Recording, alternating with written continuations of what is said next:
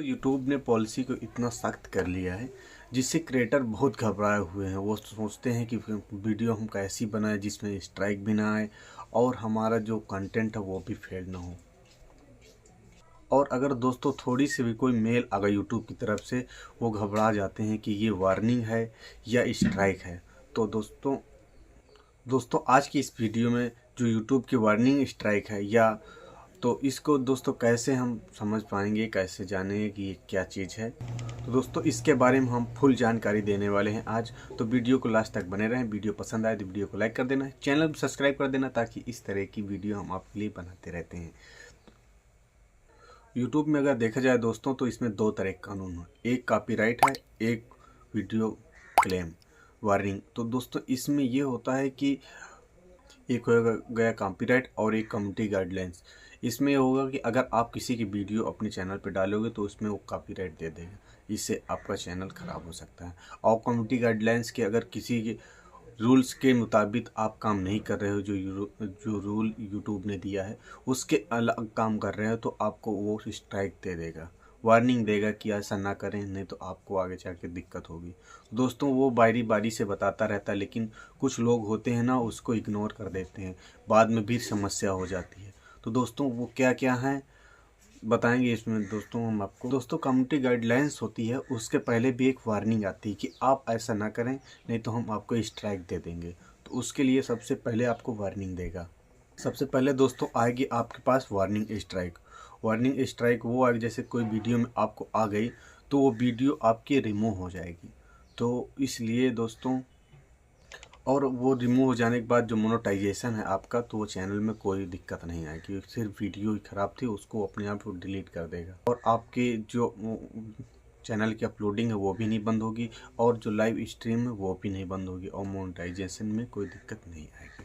तो ऐसा होगा अगर आपकी वार्निंग फर्स्ट में ऐसा होता है तो वो आपकी वीडियो को डिलीट कर देगा। और जैसा आप काम कर रहे हैं कंटिन्यू आप वैसा काम करते रहें, उसमें कोई दिक्कत नहीं होगी।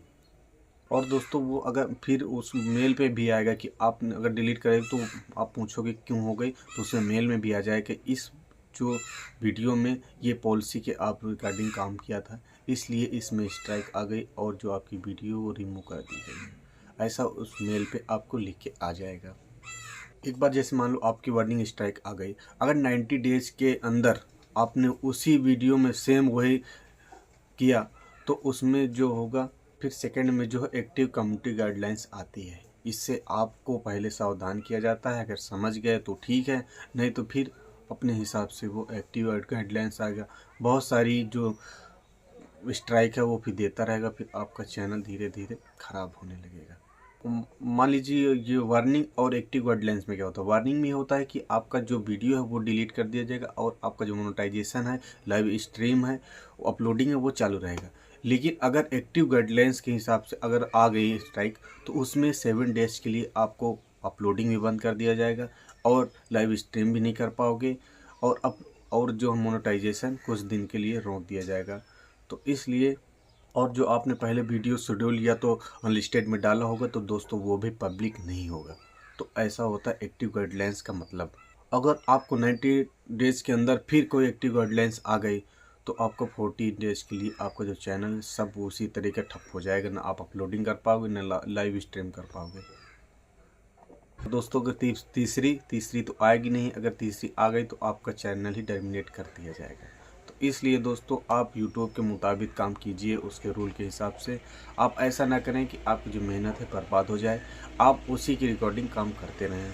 फिर दोस्तों आपके मन में डाउट होगा कि अगर वार्निंग स्ट्राइक आ जाए तो आपको करना क्या है। तो उसके लिए जब वो आएगी तो आपका कोई घबराना नहीं, उसमें ना आपकी रीच बंद होगी, ना अपलोडिंग बंद होगी और ना लाइव स्ट्रीम, कुछ भी नहीं बंद होगा, आपको पैसा वैसे आता रहेगा।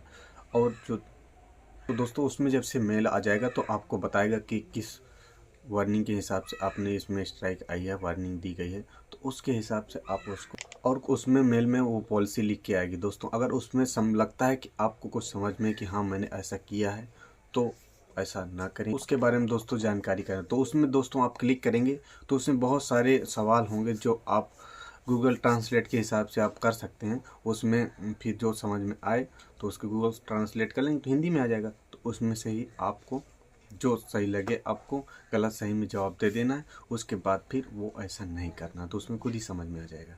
तो दोस्तों जैसे मान लीजिए अब आपको किसी दिन आई स्ट्राइक, वार्निंग स्ट्राइक, उसमें 2-3 दिन आपने सोचने समझने में ही बिता दिया, उसके बाद फिर उसको जब यस या नो में करते रहें, अब जो वार्निंग स्ट्राइक के शेड्यूल के हिसाब से जब वो ओके हो जाएगी तो उसके बाद जो तब से वो आपका डेट चालू हो जाएगा। जैसे मान लो 5 तारीख को आई, उसके बाद आपने 2 दिन तो ऐसे सोचने समझने में ही बिता दिया, उसके बाद तीसरे चौथे दिन आपने क्लियर किया उस वार्निंग स्ट्राइक को, और उसमें लगा कि नहीं हाँ सच में मैंने इस जो स्ट्राइक को वायलेट किया था।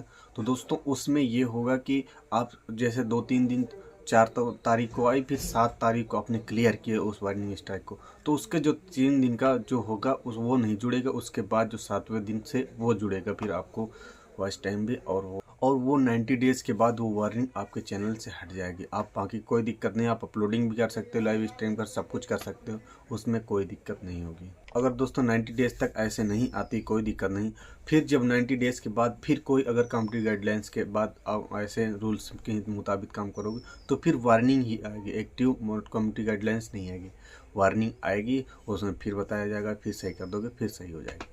तो 90 डेज़ में अगर ऐसा कुछ नहीं होता है तो कोई दिक्कत नहीं है दोस्तों, आपकी जो वार्निंग आती रहती हैं, कोई दिक्कत नहीं। लेकिन दोस्तों जब भी आपके चैनल पर वार्निंग स्ट्राइक आए, फर्स्ट टाइम आएगी, तो उसमें कोई दिक्कत नहीं, कोई घबराने की ज़रूरत नहीं है। आप जैसे यस नो करते रहेंगे, आपको वही सही हो जाएगी।